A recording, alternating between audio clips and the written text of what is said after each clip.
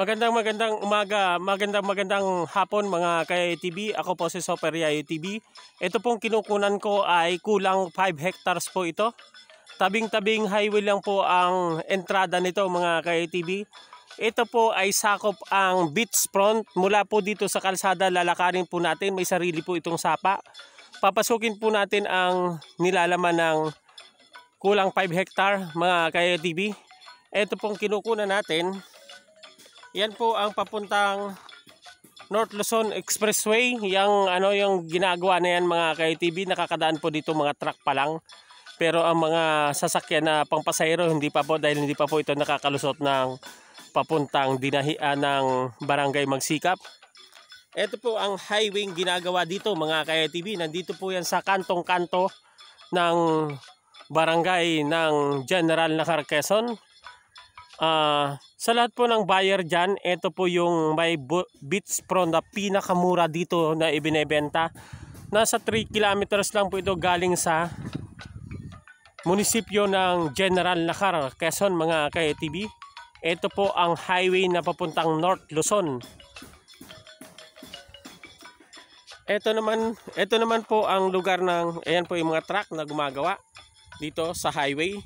Ito naman po ang papuntang South Luzon Expressway mga ka-TV, itong kinukunan kong ito. Ito po ang pinakamura dito sa lugar na ito mga ka-TV. 3 kilometers galing sa mismong munisipyo po ito. Ang katabi po nitong mga beachfront ay 3,000 na per square meter. Dahil matanda na po ang may-ari nito, kaya po ito minamadaling maibenta. Papasukin po natin mga ka-TV ang loob para makita nyo po ang makikita nyo po itong mga ka-TV, napakarami po itong nyog. Kaya pagkabili nyo po nito ay aani na po agad kayo every 2 months or 3 months. Pero every 2 months po ang ani ng nyog dito mga ka-TV. Mula po dito may mapa na po ito sa akin, kaya sa lahat ng gustong bumili dyan ng farm lot ay kontakin nyo po ako. May kasama po itong beachfront mga ka-TV. Dito po tayo papasok para po makita natin ang loob. Ito po yung highway na papuntang North Luzon Expressway mga ka-TV, papuntang Dingalan, Aurora, Palayan, Nueva Ecija. Ito pong highway na to, Gapan, Nueva Ecija, Dingalan, Aurora. Yan po ang dire-diretso niyan highway na yan mga ka-TV. Ngayon dito po tayo papasok sa sakop ng kanyang lupa mga ka-TV. Bababa po tayo dito para dito po tayo dumaan. Ayan po ang mga tanim na nyog dyan sa apat na kulang-kulang 5 hektarya. Mula po dito babaybay natin hanggang doon sa dagat. Mamaya po dito rin po tayo babalik.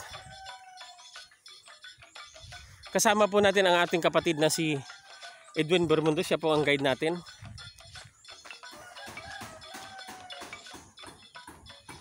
Ayan po.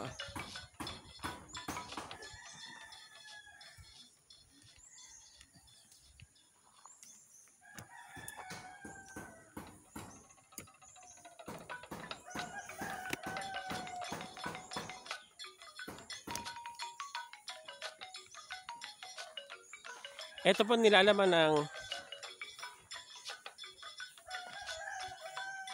tingnan po natin kasi nakatagilid po. Mula po dito ay nakagawa na po tayo ng 3 minutes mula po dito sa ito po ang tabing highway. Ayan po, kinunan po natin. Bababa po tayo dito. Ito po yung sakop ng kulang 5 hektarya dito sa binibentang farmland and beach. Ito po yung pinakamura dito mga ka-TV.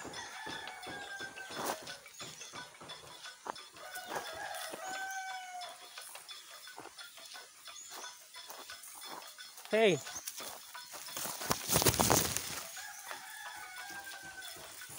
Ito po, sakop niyo po itong sapa na to mga ka-TV. Yan, sapa po na yan. Yan. Kasama po yan sa 5 hectares. Papasukin po natin mula dito hanggang dun sa kabilang beach.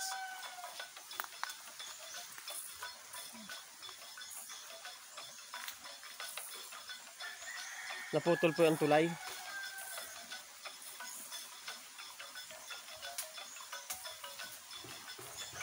Eto po, may sarili po itong sapa.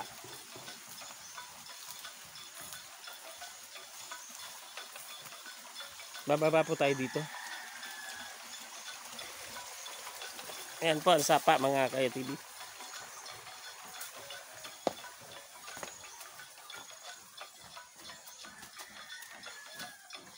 Papunta po ito, sako po nito ang dagat.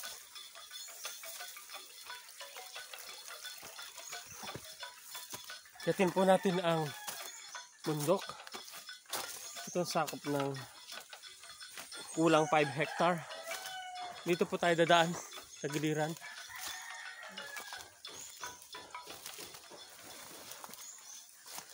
Kaya ito po kasama po itong aniyog na tong babayaran niya. Ang patag po ay diyan. Pwede doon. Tingin.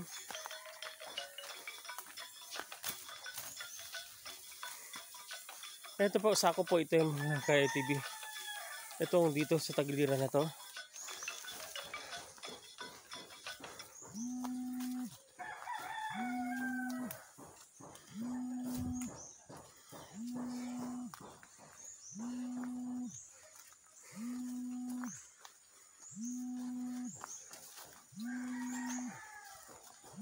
Ito po ang kasama sa 5 hectares. Dito.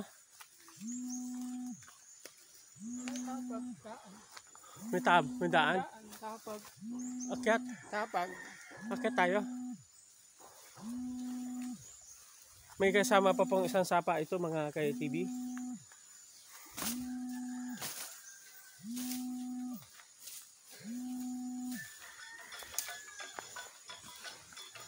Dalawang sapa po ang sakop ng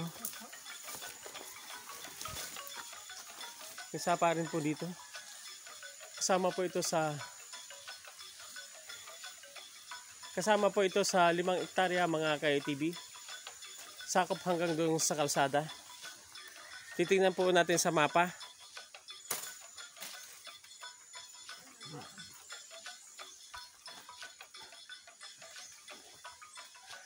Okay. Pagod. Okay, dito na. Ito po ang sapang kasama dito sa kulang 5 hektarya. Kasama po yung mga niyog na yan. Ayan po. Pagkabili nyo po ay 2 pong sapa ang sakop nito. Ito po ang sapa. Ito po ang gilid na to. Yan po ang kasama.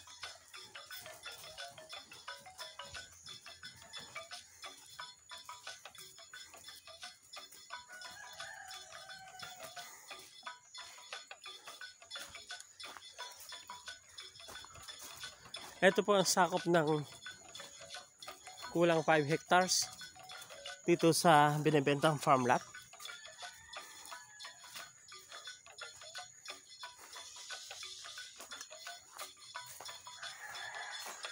Yan po ang sapa, malinaw na malinaw po ang tubig. Pwede po kayo dito magtayo ng pispan dito sa binibentang farm lot. Ayan, ito po kasama na po ito.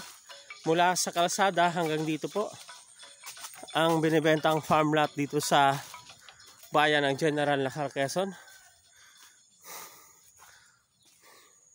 Kasama po yan, burol na yan mga ka-ATV. Yan taas na yan. Kung maglalagay po kayo dyan ng tingnan po natin kung kaya natin akyatin mula doon sa may dagat. Ito po ay mula sa highway papunta doon sa mismong beach. Kung makikita nyo po yan, ayan po ang overlooking burol. Pwede po natin akyatin yan kapag babayaran nyo na gusto nyo makita yung pinakaburol nya. Ito po ang baba ng beach. Meron po siyang mga niyog na nakatanim dito. Dire-diretso po ito hanggang dun sa may beach. Ayan na po ang beach.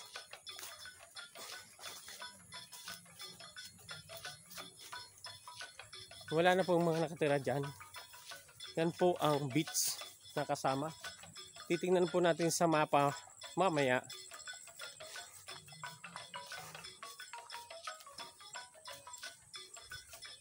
Overlooking po, rock formation po ito mga ka-ATV.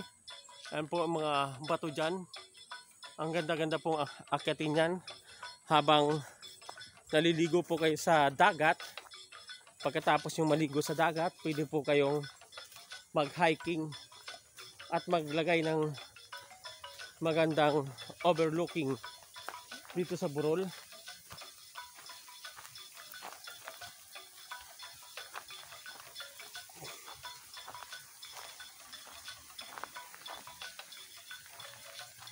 Ito na po ang beach. Kasama po ito sa binebenta mga ka-ATV.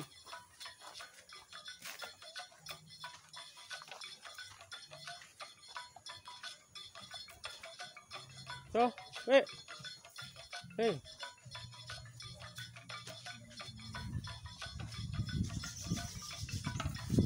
Ayan, ito na po ang beach resort.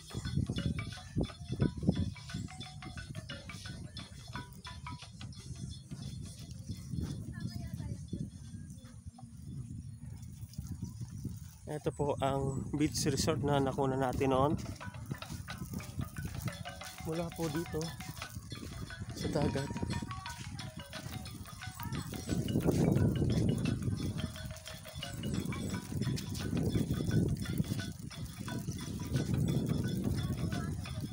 Ito po ang kasama sa kulang 5 hectares mga ka-ATV dito sa bayan ng General Quezon. Kasama po itong mga bato na to. Ang pagitan po niyan ay ito po ang sapa, kaso hindi po tumagos ang tubig ngayon.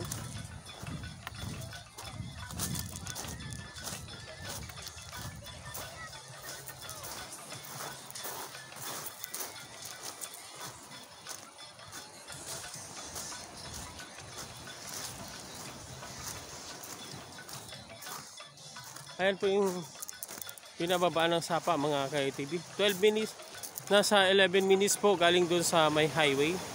Papunta dito sa mismong dagat.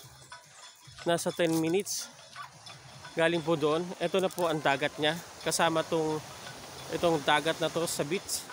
Ayan po. Ito po ang kulang 5 hectare.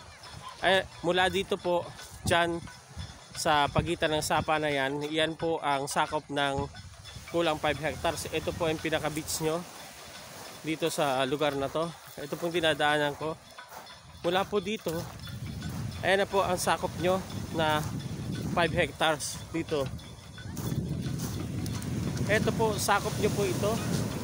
Mula dito hanggang dyan sa may bato na yan. Yan po ang sakop nyo ng beach. Hanggang doon sa may gilid na yon. Hanggang doon po sa may gilid na yon ang sakop ng 5 hectares mga ka-ATV. Tingnan po natin sa mapa mamaya. Ito po ang kasama sa ibinebenta, yung burol na yan. Kaso po wala na tayong oras, pero may mga tanim po yung nyog.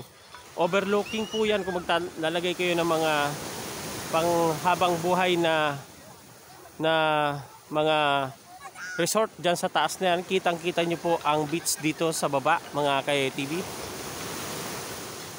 Makikita nyo po dito ang mga rock formation dito sa binibentang 5 hectares. Kasama po yan.